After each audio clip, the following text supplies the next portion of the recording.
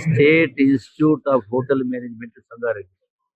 అంటే ఇక్కడ కోహీర్ దగ్గర ఉన్నటువంటి ఇన్స్టిట్యూట్ను 2012 అంటే సుమారుగా 13 సంవత్సరాల క్రితం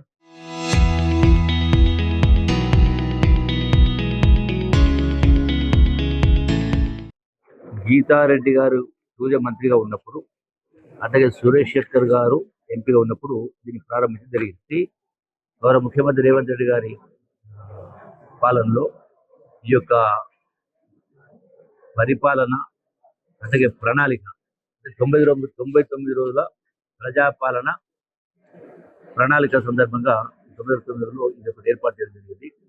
సో ఈ ఇన్స్టిట్యూట్కు మళ్ళీ పూర్వ వైభవం వచ్చే విధంగా రావటం కోసం మొదటగా గా ఒక 5 కోట్ల రూపాయలు దీనికి నిధుల్ని కేటాయించడం ఏర్పాటు చేస్తా ఉంది.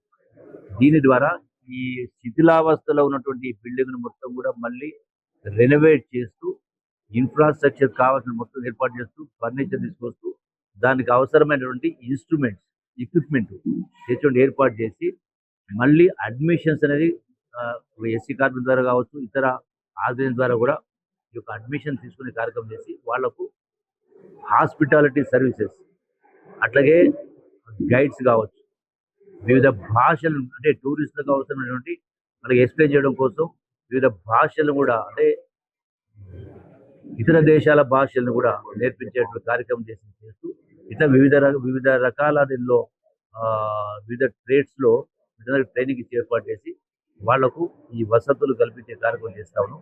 దీని ద్వారా వాళ్ళకు వాళ్ళ కాళ్ళపైన వాళ్ళు నిలబడి ప్రపంచంలో ఎక్కడికైనా వెళ్ళి బ్రతికొచ్చేటువంటి ఒక కెపాసిటీని తయారు చేసేటువంటి కార్యక్రమం చేస్తాం.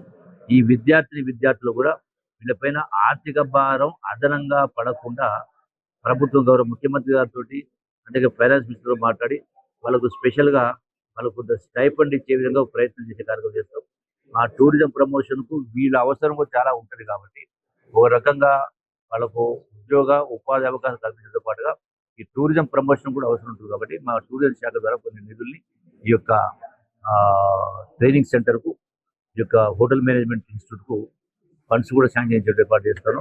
భవిష్యత్తులో ఇది పూర్వవైభవం కాకుండా ఇంకా అంతకంటే ఎక్కువగా ఉండే విధంగా కొన్ని వందలాది మందికి ట్రైనింగ్ ఇచ్చే స్థాయికి తీసుకెళ్ళడానికి ఈరోజు అంటే పూర్వవైభవం రావడానికి పునఃప్రారంభం చేసే కార్యక్రమం చేస్తాము.